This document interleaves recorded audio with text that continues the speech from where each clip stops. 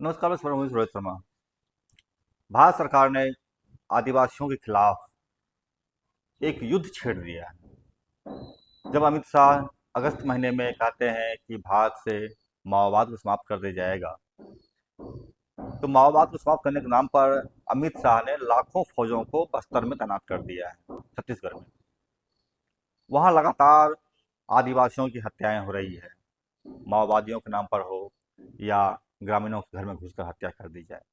सवाल उठता है, आखिर ऐसा क्या हो गया है जो कि बस्तर में, मतलब छत्तीसगढ़ में लगातार हत्याएं हो रही है।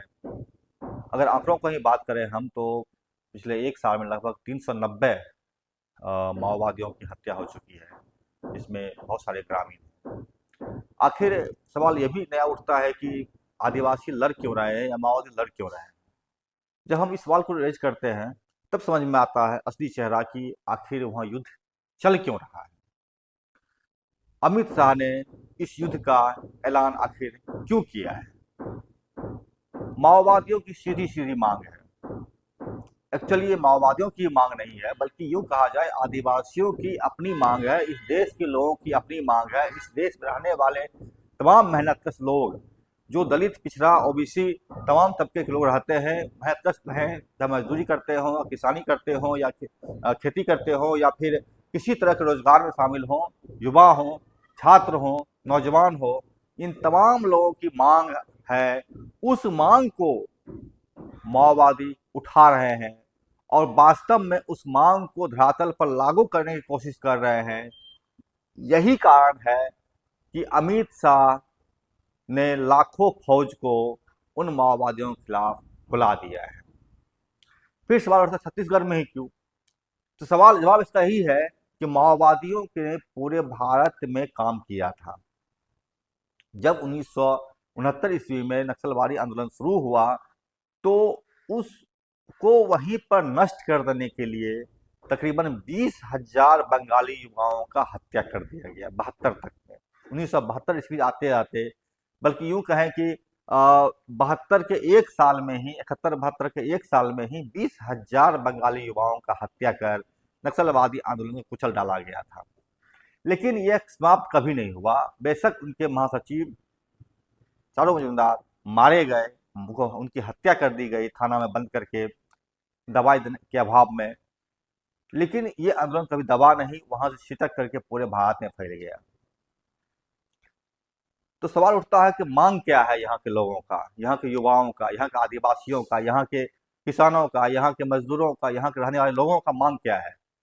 तो यहाँ के लोगों के रहने वाले लोगों का मांग है साफ साफ कि इस देश में हर नागरिक को शिक्षा का अधिकार मिले, इस देश के हर नागरिक को स्वास्थ्य का अधिकार मिले, इस देश में रहने वाले हर नागरिक को रोजगार की गारंटी मिले, इस देश में रहने वाले हर नागरिक को मकान की गारंटी मिले, इस देश में रहने वाले हर नागरिक को जीने का, न्याय पाने का, सुरक्षा का अधिकार मिले। ये चंद मांगे जिन चीजों से जुड़ती है, वह जुड़ती है खेतों से, वह जुड़ती है फैक्ट्रियों से, वह जुड़ती है जंगलों से, वह जुड़ती है यहाँ के नदियों से, यहाँ के पहाड़ों से, यहाँ के संसाधनों से। लेकिन जब अमित शाह ने इन मांगों को लेकर लड़ने वाले लोगों पर हमला शुरू कर दिया, तो सीधी सी बात हो गई कि भारत सरकार, जो अमित शाह नरेंद्र मोदी के नेतृत्व में चला रहा है, वह नहीं चाहती है कि भारत के लोगों के शिक्षा के अधिकार की मान्यता दिया जाए। वह नहीं चाहता है यहाँ के लोगों के स्वास्थ्य के अधिकार की मान्यता दी जाए। वह नहीं चाहते हैं यहाँ के लोगों को रोजगार की गारंटी दी जाए। वह नहीं चाहते हैं कि यहाँ के युवाओं को स्वास्थ्य की गारंटी दी जाए। यहाँ के युवाओं को, यहाँ के लोगों को, यहाँ के नागरिकों को सुरक्षा, न्याय, इंसाफ की गारंटी दी जाए। ये दो लोग हैं जो चाहते हैं, जो नहीं चाहते हैं। इन दोनों के बीच की लड़ाई है, यही माओवाद और भारत सरकार के बीच के संघर्ष का असली कारण है। फिर एक सवाल और उठता है कि माओवादी ही क्यों? माओवादी की तरह भारत के अन्य संस्थाएं भी तो मांग करती है। भारत के अन्य लोग, अन्य पार्टियां, मतलब कांग्रेस हो गया, आरजेडी हो गया, या अन्य पार्टियां हैं, तृणमूल कांग्रेस है, या फिर यूं कहे सीपीआईएमएल है, सीपीएम है, लेफ्टिस्ट है, ये तमाम लोग भी तो लड़ रहे हैं। इनको क्यों नहीं मार रही है पुलिस? जवाब इसका है, ये लोग असल में लोगों को ठग रहे हैं इस नाम पर। ये लोग भी आखिरकार वही सत्ता के साझेदार हैं जो कि भाजपा है। यह लोग भी नहीं चाहते हैं यहाँ के लोग, युवाओं को, उन गारंटी को वास्तविक स्वरूप प्रदान किया जाए। इसलिए यह लोग लड़ते नहीं हैं, लड़ना नहीं चाहते हैं, अपना एक दुकान चलाते हैं, अपनी जीविका सेकते हैं, अपनी रोटी सेकते हैं। सामंती धाराओं से जुड़े हुए यह लोग उन गरीबों, मजदूरों, किसानों, बेरोजगार युवाओं की बात नहीं करते हैं। इनकी बात के नाम पर एक ढोंग पकड़ते हैं और असली काम जो माओवादी कर रहे हैं, उन लोगों को शिक्षा की गारंटी दे रहे हैं, उन लोगों को स्वास्थ्य की गारंटी दे रहे हैं। माओवादी बाकायदा अपने इलाके में रोजगार की गारंटी दे रहे हैं, उनके न्याय की गारंटी दे रहे हैं, उनकी सुरक्षा की गारंटी दे रहे हैं, उनके तमाम अधिकारों की रक्षा की बात कर रहे हैं, उनके जंगलों, संसाधनों, अन्य तमाम चीज़ों की सुरक्षा की बात कर रहे हैं और बाकायदा उसके लिए लड़ रहे हैं। एक और सवाल आप पूछ सकते हैं, वो ये कि माओवादी हिंसा करते हैं। नहीं, सीधा जवाब इसका है, माओवादी कभी भी हिंसा नहीं करते हैं। अगर आप कभी भी माओवादियों से मिले, बेशक उनके हाथ में बंदूक हो, लेकिन वह कभी भी हिंसा नहीं करते हैं। समाज के सबसे ज्यादा योग्य व्यक्ति माओवादियों के पास है, माओवादी है, वो कभी हिंसा नहीं करते हैं। तो हिंसा करता क्यों है? हिंसा होती कैसे है?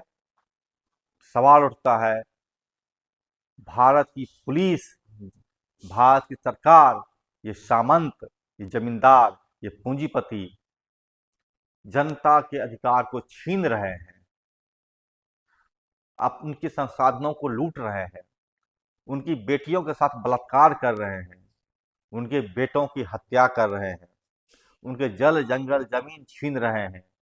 बातचीत के क्रम में बस्तर के पत्रकारों ने बताया, तलवार जुलूम के नाम पर लाखों आदिवासियों का जनसंहार किया गया, जहां तहां मारकर फेंक दिया गया। ये भाजपा की सरकार आने के पहले कांग्रेस की सरकार ही थी, लेकिन इन लोगों ने आदिवासियों के खिलाफ सेम रवैया अपनाया और आदिवासियों का जनसंहार किया, उनकी औरतों के साथ बलात्कार किया, लाखों की तादाद में लोगों की हत्याएं हुई, हजारों गांव उजाड़ दिए गए, हजारों बच्चों की उंगलियां तक काट दी गई, हजारों लोगों को तबाह कर दिया गया, परिवारों को, लाखों परिवारों को तबाह कर दिया गया।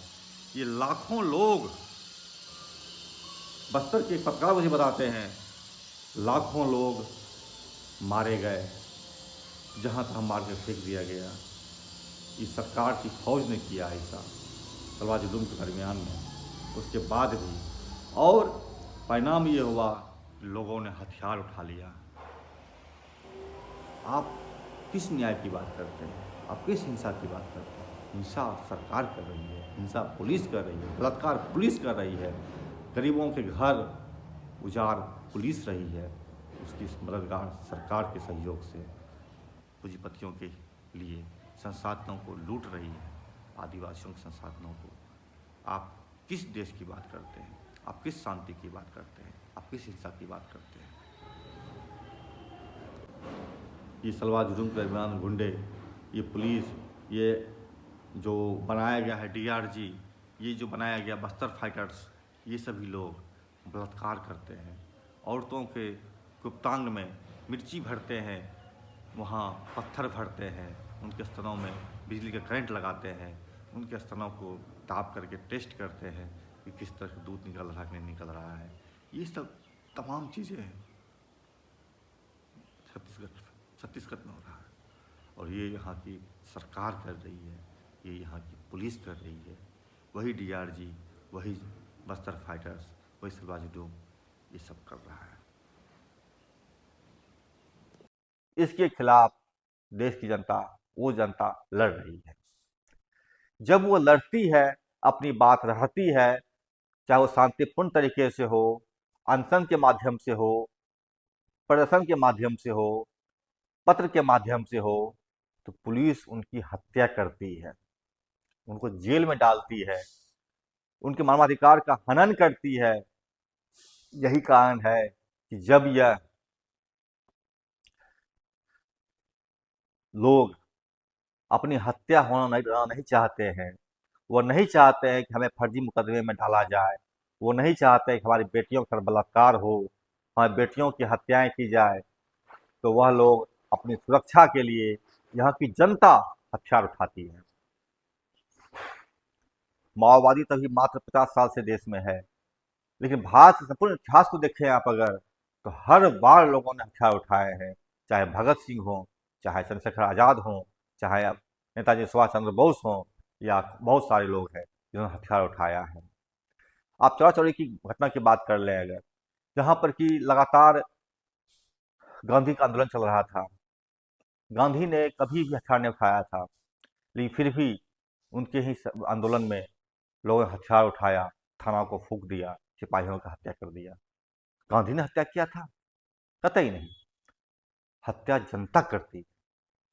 इस देश के वह नागरिक हत्या करता है जिसके जवान बेटों को आप गोली मार रहे हैं। यहाँ के नागरिक हत्या करता है उन पुलिसों का, उन आतताइयों का, उन सामंतों का, उन जमींदारों का, उन पूंजीपतियों का, जिसकी बेटियों को आप घर से घर से खींच कर ले जाते हैं और सामूहिक बलात्कार कर उनकी हत्या करते हैं, उनके योनियों में पत्थर भरते हैं, उनके स्तनों को निचोड़ते हैं, उनमें करंट लगाते हैं और उनकी चित्कार से आप खुश होकर के चिघाड़ते हैं। उनके पिता आपकी हत्या करते हैं, उनका भाई आपकी हत्या करते हैं, उनके साथ उनका बेटा आपका हत्या करता है। माओवादी हत्या नहीं करते। माओवादी कभी भी हत्या नहीं करते। वो भारत के सबसे बहादुर बेटे हैं, वो भारत के सबसे इंटेलिजेंट बेटे हैं, भारत के सबसे ज़्यादा समझदार, सबसे ज़्यादा योग्य और अपने हक अधिकार की बात करने वाले वह लोग हैं जो इस देश को एक दिशा देने की कोशिश कर रहे हैं, इस देश में व्यवस्था लाने की कोशिश कर रहे हैं, इस देश के नागरिकों के तमाम हितों को सुरक्षा देने के लिए लड़ रहे हैं, अपनी बात रख रहे हैं। जनता हत्या करती है। जिनके बेटों को आप गोली मार देंगे, वो आप सब पिता आपको मार देगा। माओवादी कहाँ आया इसमें? जिसकी बेटियों के साथ आप बलात्कार कर रहे हैं, उसका भाई मार देगा। जिसकी पत्नी को घर से खींच रहे हैं, आप खींच रहे हैं, वह उसका पति मार देगा आपको। फिर आप बोलेंगे माओवादियों ने मार दिया। नहीं, जनता हत्या करती है, जनता हिंसा करती है। वह हिंसा करता है जिसके खिलाफ आप हिंसा कर रहे हैं। आपकी पुलिस हिंसा कर रही है, आपकी सेना हिंसा कर रही है, आपकी सरकार, आपकी पूंजीपति भाड़े के गुंडों को बिठाकर पुलिस बनाकर उनकी हत्या करने के लिए आप भेज रहे हैं। वह आपकी हत्या कर रहा है, जनता लड़ रही है। फिर माओवादी कहाँ है? तो माओवादी सिर्फ इतना ही कर रहे हैं, वह आम लोगों को बतला रहे हैं कि आपका असली दुश्मन कौन है, आपके कौन दोस्त हैं, आपके कौन सहयोगी हैं, और लड़ाई को किस तरह से कीजिएगा आप, इसका निर्धारण करते हैं, इसकी बात रखते हैं और उस आधार पर जनता लड़ने की कोशिश करती है। बस माओवादी इतना ही कर रहे हैं कि जनता के अनियंत्रित हिंसा को नियंत्रण दे रहे हैं, नियंत्रित तरीके से लड़ने के लिए कह रहे हैं। आप गौर कीजिएगा, चाहे भारत के किसी हिस्से में भी हो, लोग लड़ रहे हैं आपके खिलाफ। आपके भारत के हर हिस्से में जहां आप रामराज्य बोल रहे हैं, उत्तर प्रदेश, स्त्रियों की हत्याएं हो रही है, बलात्कार हो रहे हैं, सरेआम बलात्कार हो रहे हैं, मणिपुर में नंगी दौड़ाई जा रही है औरतें, वहां माओवादी कहाँ है? कश्मीर में यही हालत आपका है, पंजाब में है, बिहार में है, पूरे देश में आपका, मुंबई में है, आपने हत्या बलात्कार का बाजार खोल दिया है, लूट का बाजार खोल दिया है, और आप चाहते हैं कि आपके लूट या हत्या या बलात्कार के खिलाफ कोई कुछ नहीं बोले, तो आप गलत गलती पर हैं। अगर आप हत्या करेंगे, आप बलात्कार करेंगे, आपकी पुलिस लोगों के संसाधनों को जानने की कोशिश करेगी, तो लोग चुप नहीं बैठेंगे। माओवादी उनके हिंसा को एक दिशा प्रदान करते हैं। आप हर बार हत्या करते हैं माओवादियों के, बोलते हैं हम वार्ता करेंगे। किससे वार्ता करेंगे आप? जो कोई वार्ता करने आता है आप उनकी हत्या कर देते हैं। माओवादियों ने पीछे रास्ता निकाला है। आप अगर चाहते हैं बात करना, तो माओवादियों के बहुत सारे लोग जेल में बंद हैं, बड़े बड़े वैचारिक नेता जेल में बंद हैं आपके। उनसे बात कीजिए, आप उनके माध्यम से बात कीजिए। समस्याएं कहीं न कहीं पहुंचेगी, समाधान कहीं न कहीं निकलेगा। लेकिन आप हत्या करना चाहते हैं, तो क्या आप जानते हैं कि आप गलती पर हैं?